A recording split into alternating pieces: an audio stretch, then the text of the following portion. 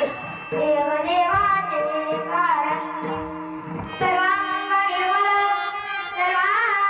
निर्मल चित्त जैसे गंगाजल मुखी अमृताची वाणी देवदेवाचे कारणी तुगा मने जाती दर्शने विश्रांती मुखी अमृताची वाणी देवदेवाचे कारणी विठ्ठल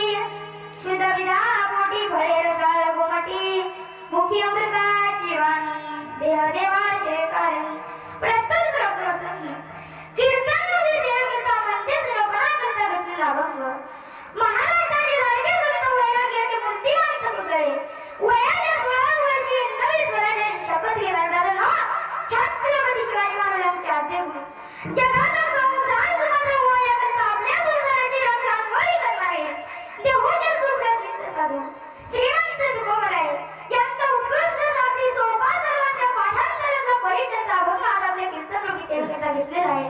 जगद्गुरु तुकोबाराय या ब्रह्मदेवी परमार्थाचा कार्यक्रम भावसंबंध प्रतिपादन करतात. विठ्ठल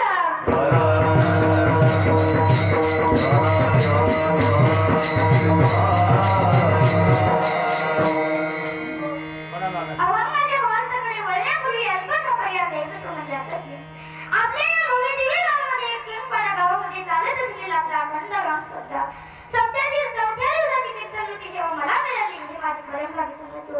आणि रंगाबाबूवरून बोलायचं माझ्याकडे शब्द सापडी पडतात. कारण एवढं ते महान आहेत. कारण माऊलींच्या जन्मापासून त्यांनी मला इथे कीर्तन करण्यासाठी आणलं. विठ्ठल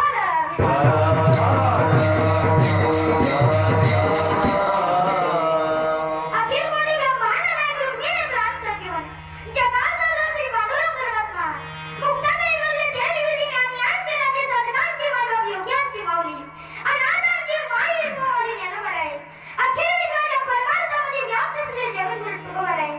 अधिकारात संत मंत उपस्थित माता भगिनी गायनाचे मृदुंगाचे गावातून केंगपडा गावातून उपस्थित असणारे कीर्तनकार भोजनकार श्रीमद भागवत कथाकार आचार्य प्राचार्य चित्रकार पत्रकार उभे राहिलेले खाली बसलेले मागे बसलेले गुडघे वर करून बसलेले गुडघे टेकलेले झोपे चाललेले जेवण आलेले उपाशी आलेले जे कीर्तनाला आले ते जे कधीच कीर्तनाला नाही ते आणि गावात कीर्तन असं माहित असून घरात पालते पडले ते सर्वांना धन्यवाद देतो. इथून कीर्तनाला सुरुवात. विठ्ठल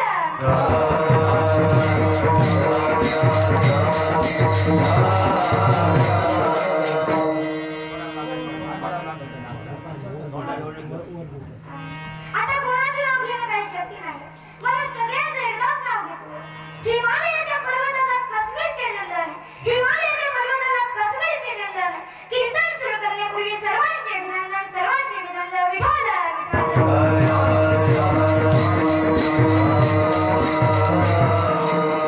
पहिला नमस्कार ते भगवान परमात्म्याला ज्याने सुंदर अशी सृष्टी निर्माण केली.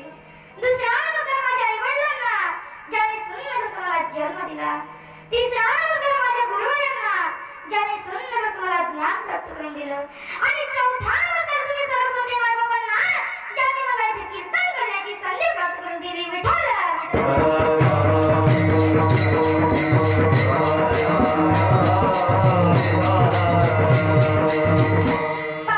आता इथे बरेच कीर्तन आले असतील बरेच कीर्तन करून गेले असतील परंतु कीर्तन या शब्दाचा अर्थ कोणी सांगितलाय तर नाही. मी सांगतो. डोळे तलाव नाही तरी भरून येतात. डोळे तलाव नाही तरी भरून येतात. होठ कापड नाही तरी शिवले जातात. निसर्ग बायको नाही तरी रुसला जातो आणि माणूस हा वातावरण नाही तरी बदलला जातो. त्याच बदललेल्या माणसाला पुन्हा बदलण्यासाठी केलं जातं. त्याचं नाव आहे कीर्तन. विठ्ठल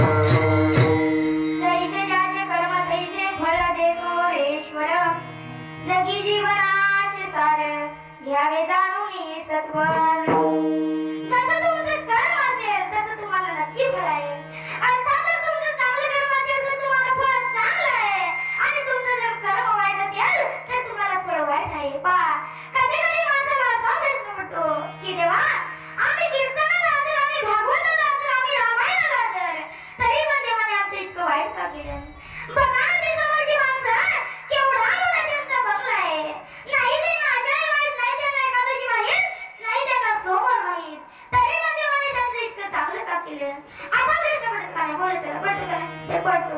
तर असा प्रश्न आपल्याला पडला नवल नाही, तर असा प्रश्न माझ्या जगद्गुरु तुकोबरायाने सुद्धा पडला. तुकोबराय देवाला म्हणतात, देवा आणि अवघ्या 2 वर्षामध्ये माझ्या घरची 5 माणसं मेली, असं माझं काय चुकलं?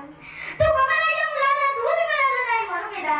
तुकोबरायाची पत्नी अन्न न करता मेली. दादा तुम्हाला जर या जगात व्हायचं असेल तर चांगले गायक व्हा, चांगले वादक व्हा, पण साधू होण्याच्या भानगडीत पडू नका.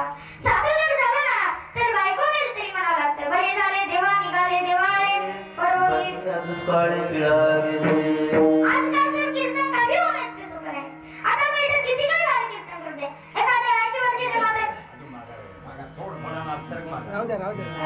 एखाद्या 80 वर्षाच्या म्हातारेला विचारलं ना कसं केलं कीर्तन, तर म्हणते वयाच्या मानाने बोलत बोलून फास नाही घुमडले तरी काय म्हणते वयाच्या मानाने तुमच्या समोर बोलू नये पण तू माफी मागून बोलतो. आम्हाला किती येते तुम्ही कशाला होता, आम्हाला किती येते तुम्ही कशाला होता. आम्ही याच बाजूवर नसलो. हाच आमचा मोठा परमार्थ, हाच आमचा मोठा परमार्थ आहे. आमच्या आळंदीतले गुरुजी दीडशाला सांभाळतात.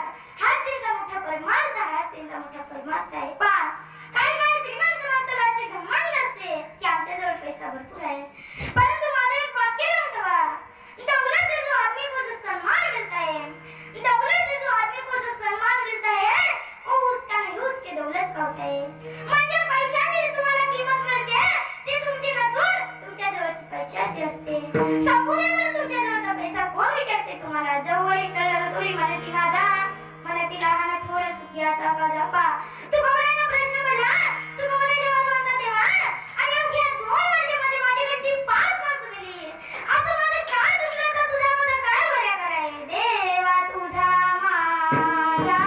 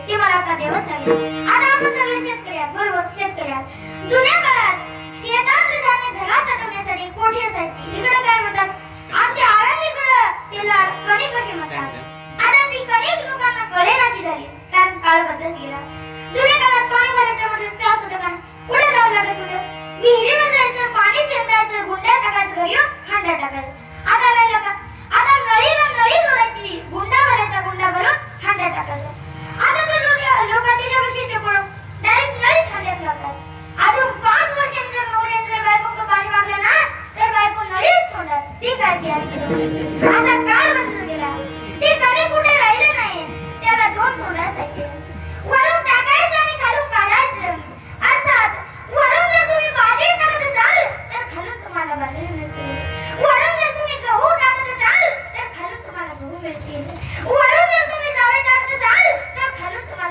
मिळेल. बरोबर आहे का? अर्थात वरून काढते ते तुमचा संचित आहे आणि खालून काढते तुमचा प्रारब्ध आहे. जे फिरतंय ना त्याला प्रियामशी म्हणतात. विठ्ठल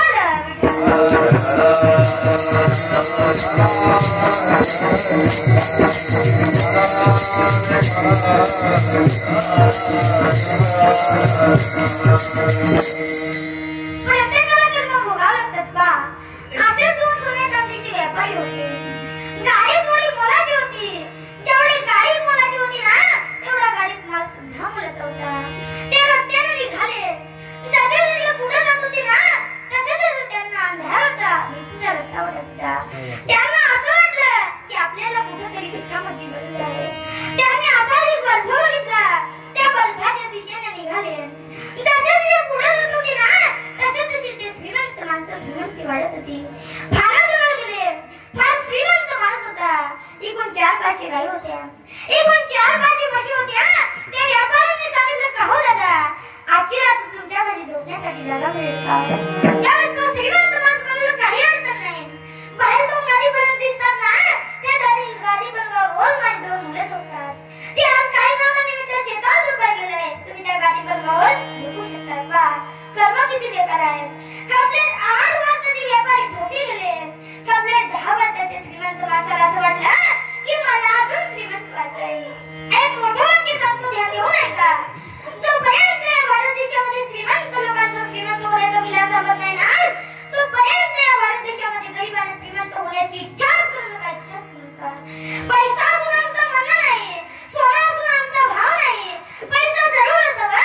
सोनं जरूर असावं. पण ज्या तिजोरीमध्ये तुम्ही पैसा सोनं ठेवत असाल त्या तिजोरीमध्ये संस्कृती ठेवणार ते महत्वाचं आहे. त्या तिजोरीमध्ये आपल्या गाईचा हिस्सा असला पाहिजे. त्या तिजोरीमध्ये आपल्या मायबापाचा हिस्सा असला पाहिजे.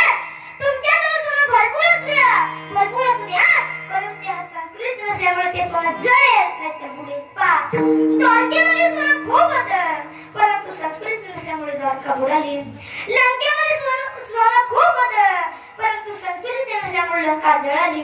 द्वारका लंका आफ्रिका अमेरिका चिंता जळल्याशिवाय राहणार नाही. पा त्या श्रीमंत माणसाला असं वाटलं की मला अजून श्रीमंत व्हायचं आहे. अजून एक मोठं वाक्य सांगतो ध्यान देऊ नाही का? तुम्ही किती श्रीमंत आहात हे बघायचं असेल ना तर तुमच्या जवळच्या नोटा मोजत बसू नका. पैसे मोजले काय तुम्हाला श्रीमंत करणार आहे दादा? तुमच्या डोळ्यात 2-3 पाणी होऊ द्या. ते पाणी पुसण्यासाठी किती जणांचा समोर येतो त्याच्यावर बघा. त्याच्यावर कळेल की तुम्ही किती श्रीमंत आहात. पैशाने काय तुम्हाला श्रीमंती करणार आहे? पैसा तर सगळ्यांकडे असतो आणि जास्ती पैसा झाला तर कागदाचे तुकडे म्हणायला हरकत नाही. आणि कागदाचे तुकडे तर वेडे माणसं म्हणतात. आणि तुम्ही जर कागदाचे तुकडे मोजत असाल तर तुम्हाला वेडा म्हणायला हरकत नाही. पहा त्या श्रीमंत माणसाला असं वाटलं की मला अजून श्रीमंत व्हायचंय.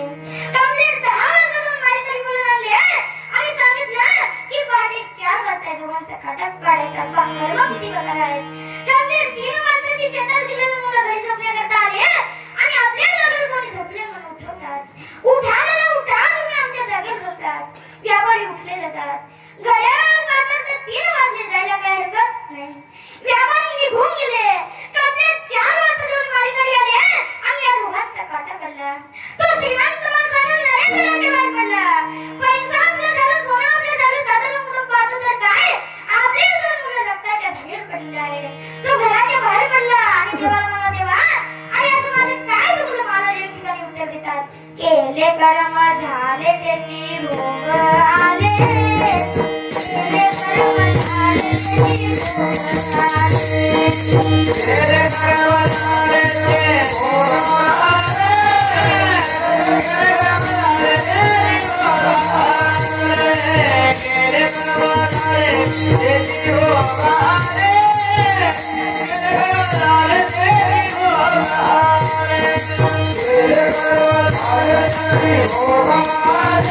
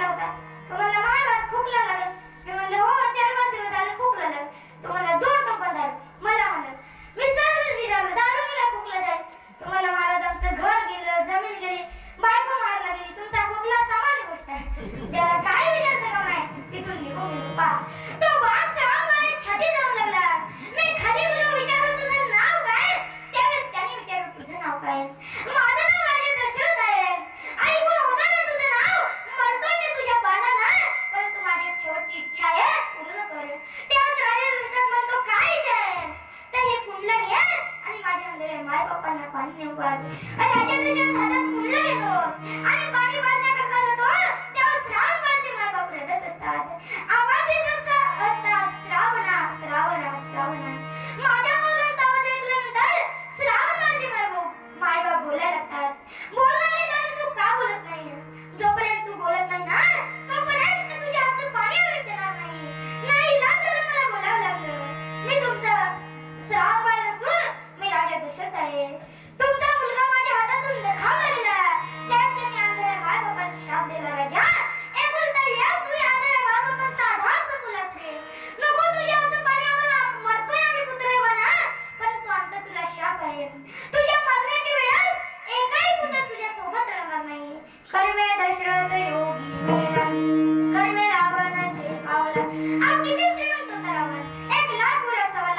80,000 रुपये का 1,00,000 पुरुष 1,00,000 तर 80,000 रुपये सप्त कोटी सोन्याची गरज एवढा श्रीमंत होता त्याला पण सुद्धा माईला चंद्र दिवाण करमेला वनाचे पाना फुलं योग घडला सीतादेवी आजकाल काय झालं ज्या बाईच्या नवऱ्याला 20,000 पगार त्या बाईच्या 20 झालं पा बसलेले मुलं चला मोकळे मने असतात तुम्हाला सांगू का ज्याला मोकळ्या मनाने असता येते त्याला चार चौघात बसता येते आणि आनंदी पंढरपूरच्या वाडीत पुजता येते म्हणून मोकळ्या मनाने असतात आता पुढे जाऊन सांगतो जी माणसं मोकळ्या मनाने असतात ती मोकळ्या मनाची असतात जी गावात असतात ती पिऊन आपल्या गाडीची असतात म्हणून मोकळ्या मनाने असतात पा आपला काय विषय चालू होता ज्या बाईच्या नवऱ्याला 20,000 पगार त्या बाईच्या 20 लागले असं काम एका ठिकाणी कीर्तनाला गेलो ती बाई वाढायची चप्पल घालून आहे मी म्हणलं बाई तुमच्या पायात चप्पल आहे ती म्हणली महाराज वाढायचीच आहे तर अशा म्हणतो किती चप्पल आहे वाढायची आहे बाजाराला जायची कीर्तनाला जायची शॉपिंगची आहे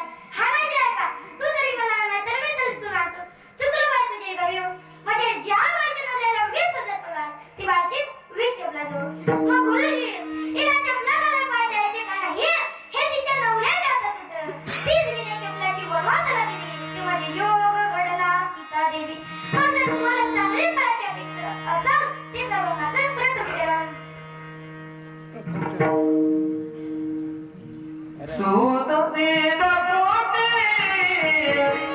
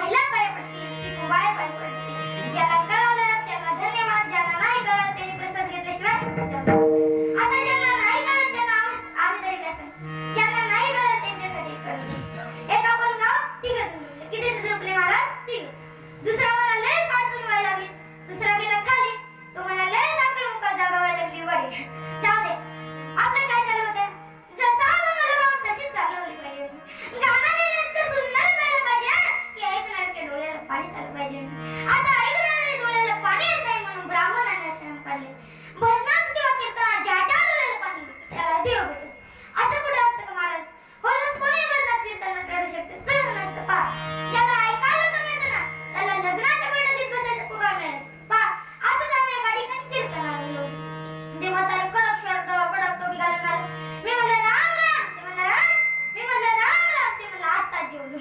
म्हणलं याचा टायमिंग थोडासा गेलेला आहे. आपल्याला काय करायचंय तोच असतो. मग मी म्हणलं माझ्या कीर्तन झालं.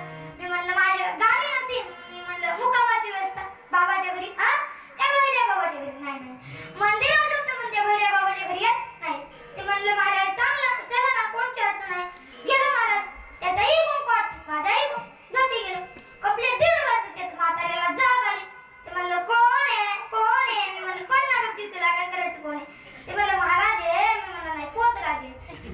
बरं महाराज मग झोपलात का. आता आधी उठवते मग म्हणते झोपलात का. मी म्हणलं नाचतोय ना. बरं महाराज मग तुमचं गाव कोणतं. मी म्हणलं हाय बा तिकडे नाशिककडे. फारच लांब गेलं. मी म्हणलं माझ्या बापाचं आहे उद्या जवळ नाही महाराज एक विचारू का. आता एवढं विचारलं एकच काय तू विचार. तुम्ही दिसायला पुढे म्हणे. मी म्हणलं पण ना गप्पी तुला काय करायचं. तुझी मुलगी मला द्यायची का माझी मुलगी तुला द्यायची.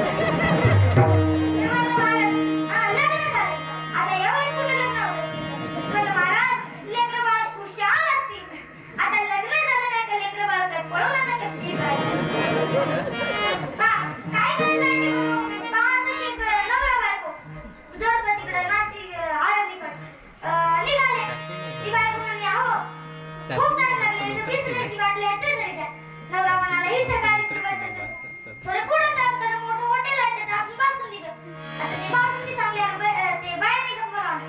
ती म्हणली बाया बासुंदीचं नाव घेतलं माझ्या तोंडाला पाणी सुटलं. तुम्हाला पितात तेच पाणी काल 20 रुपये खर्च दे विठ्ठल.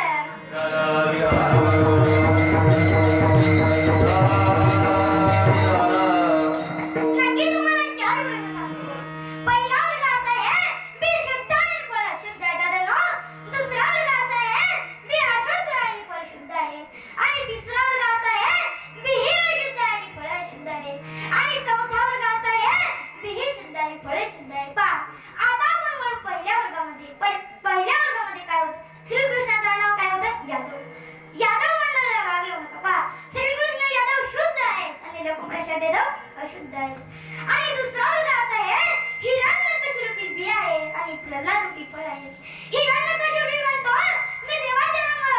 मी माझ्या राज्यात देवाचं नामस्मरण घेऊन देणार नाही. आणि प्रल्हाद म्हणतो मी नामस्मरण घेतल्याशिवाय राहणार नाही. त्याचं नामस्मरण कसं होतं. प्रल्हादाचं नामस्मरण कसं होतं. श्रीमद नारायण श्रीमद नारायण.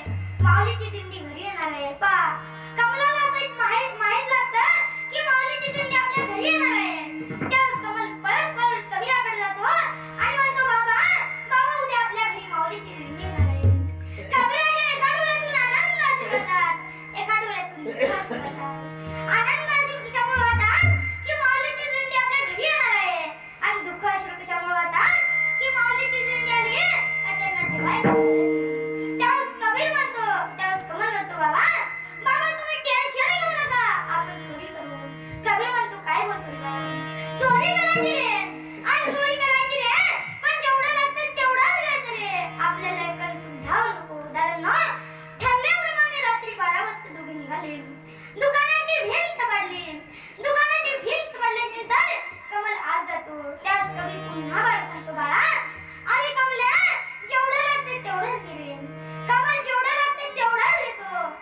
बाहेर निघताना एका डब्याला पाय लागतो. थोडा काळ 10 दिशा खाली पडतो आणि दुकानदाराला म्हणतो. त्यावेळेस कमलाचं तोंड कबीराकडे आणि पाय त्या दुकानदाराकडे. त्यावेळेस कबीर म्हणतो, बाबा तुमच्या हातात तलवार आहे. कबीर म्हणतो, हो बाळा, तलवार आहे काय भिंत म्हणायची, काय एखादे लाकूड तोडून आणायचं बाबा, भिंतही म्हणायची नाही. एखादे लाकूडही तोडून आणायचं नाही. आता माझं मुलग काय पाहायचं. त्यावेळेस कबीर म्हणतो, काय बोलतो रे बाळा, आई तू माझ्या पोटचा गोळा आहेस, तू असं बोलू नको. त्यावेळेस कमल म्हणतो, बाबा जरी या दुकानदाराला वाईट लागलं ना तर सगळं गाव आपल्याला बोलेल, सगळं गाव आपल्याला नाव ठेवेल की कबीर आणि कमल दिवसा भजन करतात आणि रात्री चोरी करतात. म्हणून माऊलीची दिंडी सुद्धा आपल्या घरून जेवून झाली नाही. बाबा तुम्हाला जर वाटत असेल ना बाबा तुम्हाला जसं वाटत असेल ना की माऊलीची दिंडी आपल्या घरून जेवून जावी तर तुम्हाला माझं मुंडकं तोडावंच लागेल. असं कुठं बाबा बघितलंय का तुम्ही? असं कुठं बाबा बघितलंय का? माऊलीची दिंडी जेवून जाण्यासाठी आपल्या स्वतःच्या मुलाचं मुंडकं तोडायला असे कुठं बाबा बघितलंय का? कबराने डोळ्याला पट्टी बांधली आणि ते मुंडकं तोडलं. ते मुंडकं तोडलं एका पिवशीत भरून घरी नेऊन कुटीला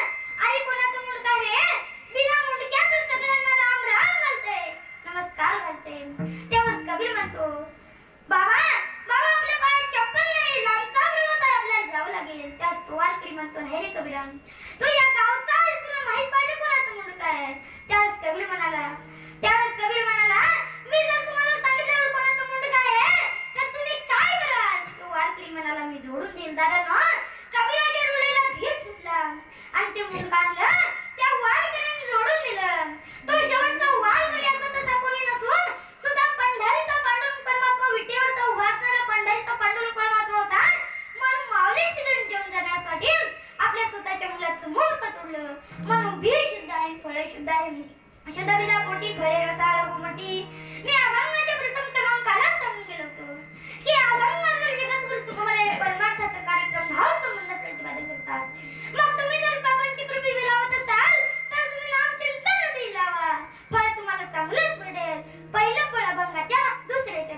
मुखी अमृताची वाणी, मुखी अमृताची वाणी,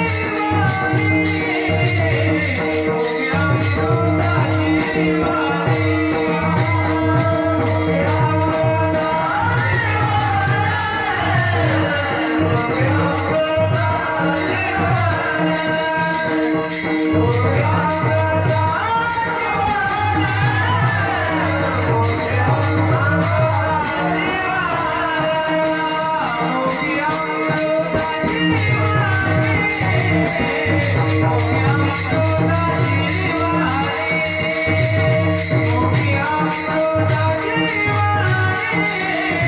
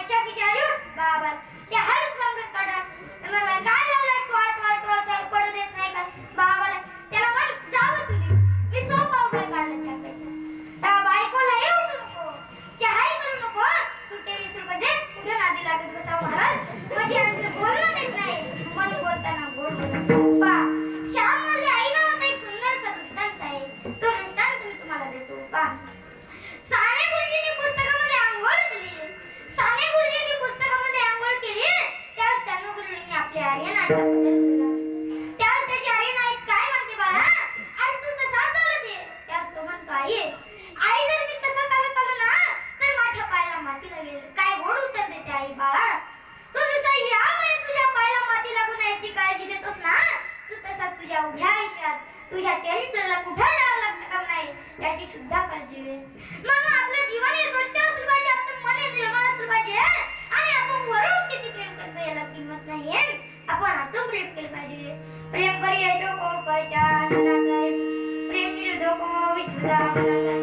ओ मैं तो कहता हूँ प्रेम इंसान को भगवान बनाता है. प्रेम खरीच माणसाला भगवान बनवतं, परंतु आपण केलंच नाही. आपण फक्त एवढं केलं जन्मोजन्मी आले साप गेले की त्यागाच्या घराला ठेवे लाविले. धंदा त्याला पण काय केले पा तुम्ही विनाकारण लोकांना कशाला चालले गदारांनो.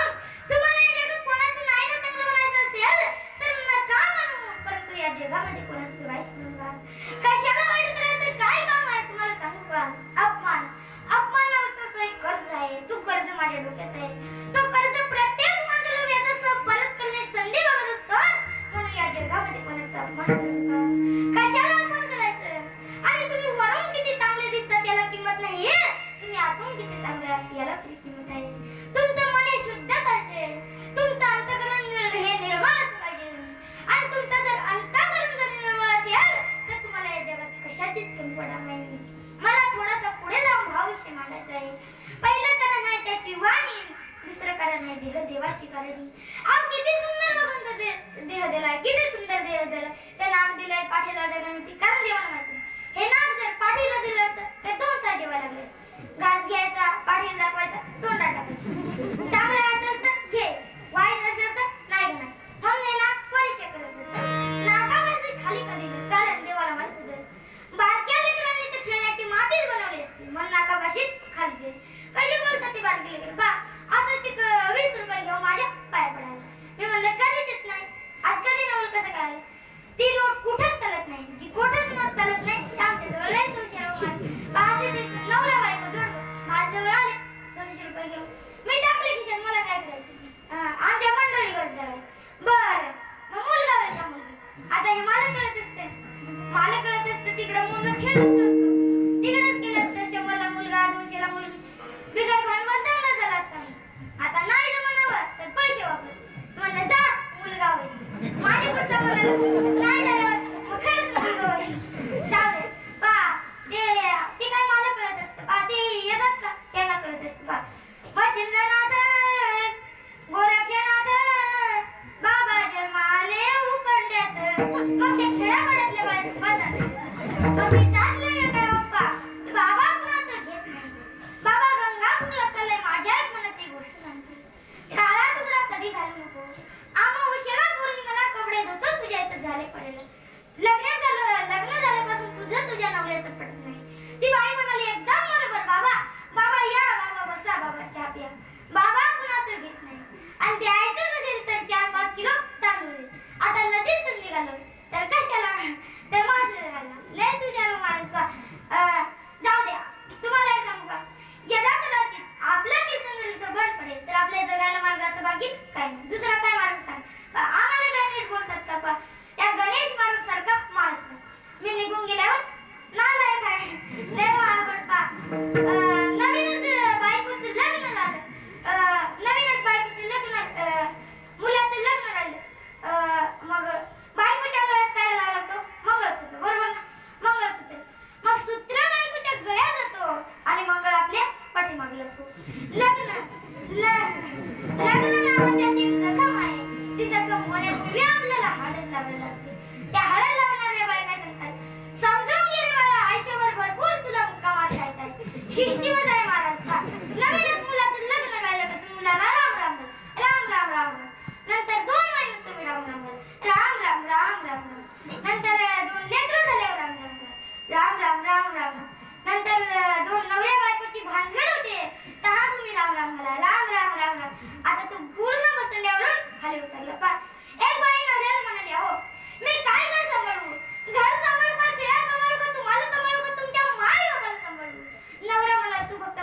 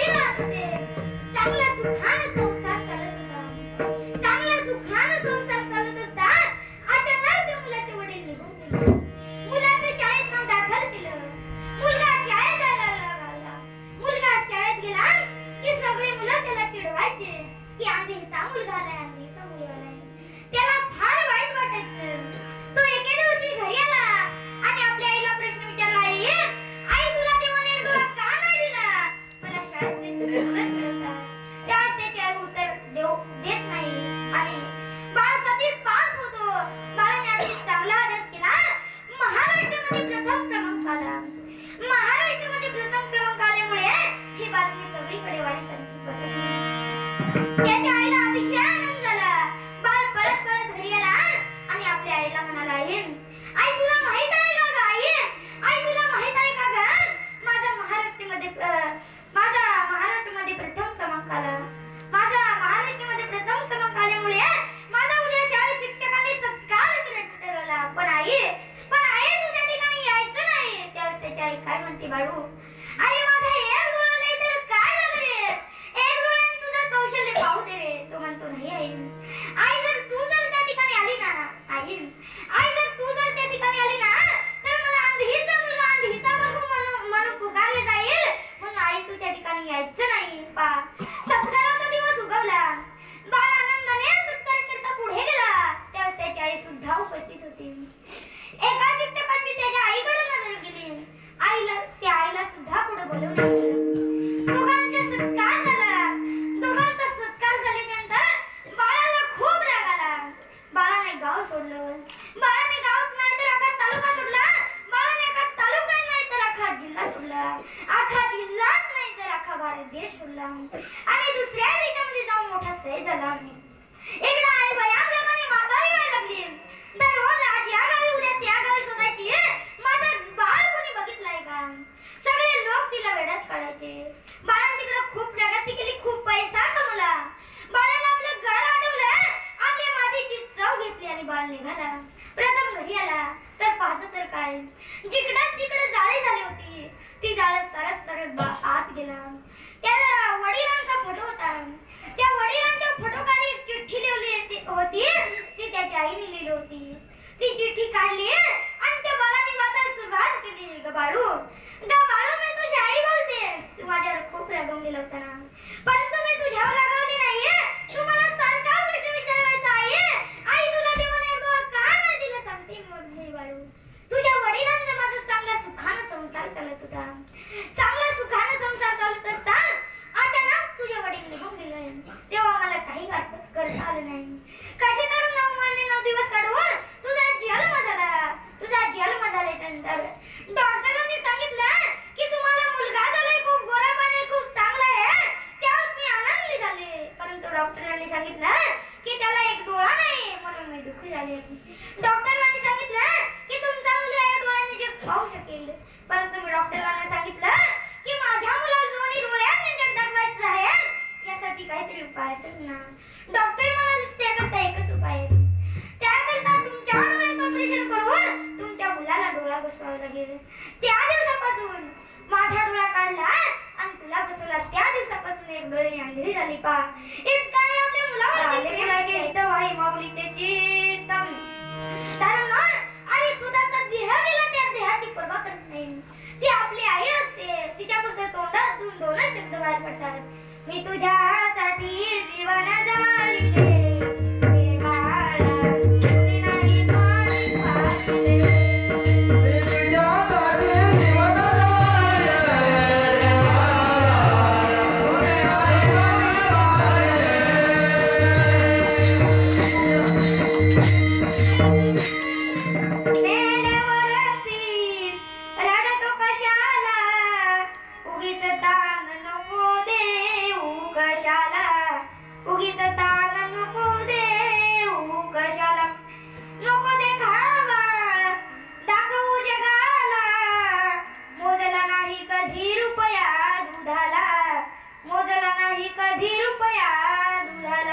मी तुला पाहून प्राण रोखिले रे बाळा, कुणी नाही पाणी पाजिले. मी तुझ्यासाठी जीवन जाळिले रे बाळा, कुणी नाही पाणी पाजिले. माझ्या कुशीतला असून तू बाळ, माझ्या जीवाचा बनलास काळ, माझ्या जीवाचा बनलास काळ. तुझ्या जीवन भर पुरविले लाड, राहुनी अर्ध कोटी सांज सकाळ, राहुनी अर्ध कोटी सांज सकाळ. मी तुला पाहून प्राण रोखिले रे बाळा, कुणी नाही पाणी पाजिले. मी तुझ्यासाठी जीवन जाळिले रे बाळा, कुणी नाही पाणी पाजिले.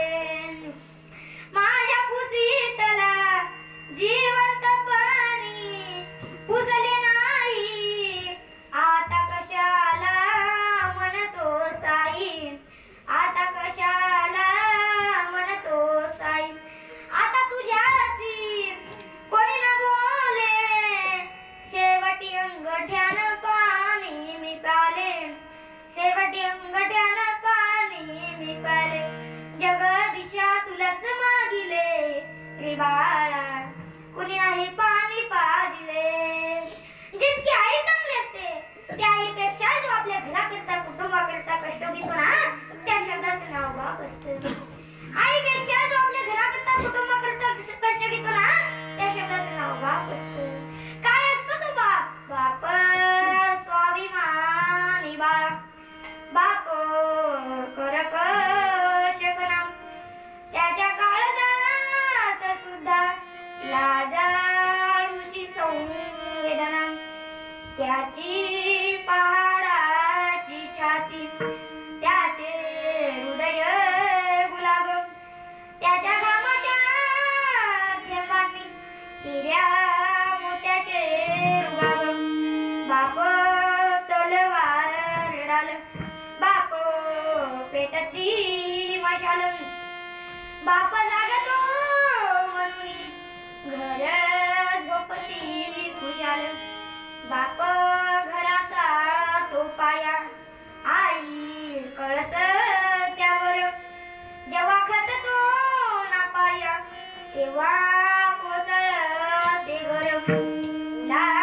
ढाली करतो बाप फक्त घरासाठी, शिव्या शापया जगाचे बाप घेतो सारे माती. घर बायको ना मुले त्यांना जगविण्यासाठी, बाप होतो वेड पिसा एका एका पैशासाठी.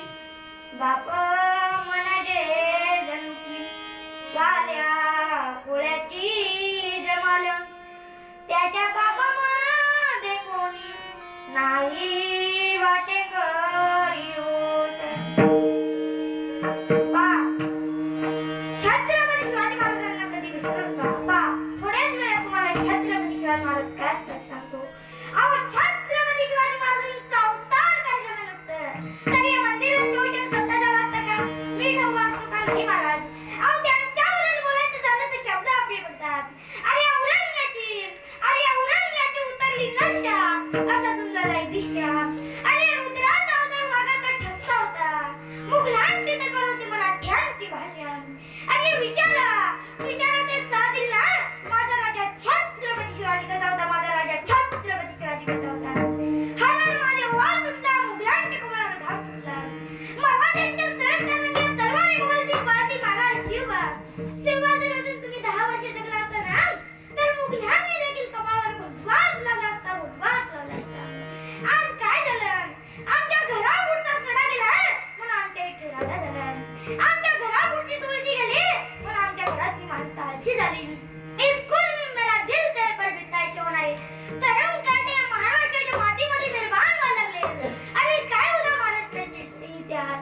5 सुलतान अंगावर धावून येत होत्या. अहो पोटचं पोरगं सोडा, धान्याच्या वेळाने गवत्यांच्या मध्ये उगाची भीती वाटायची. अच्छा वेळेस महाराज जिजाऊंच्या पोटी एक शिवरत्न जन्माला आले. जनता म्हणायला लागली किसी की पेट से सांप पैदा होता है, किसी की पेट में से तूफान पैदा होता है. लेकिन माँ साहेब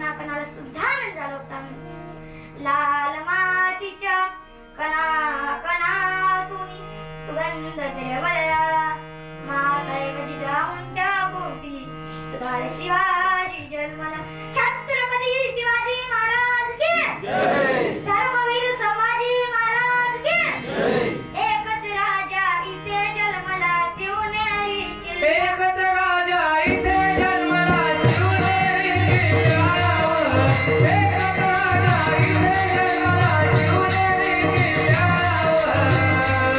माझ्या देवाचं नाव गाजतंय गलगीत डोंगरावर माझ्या राजाचं नाव गाजतंय गलगीत डोंगरावर एकच राजा शिवनेरी किल्ल्यावर एकच राजा इथे जन्मला शिवनेरी किल्ल्यावर माझ्या राजाचं नाव गाजतंय गलगीत डोंगरावर माझ्या राजाचं नाव गाजतंय गलगीत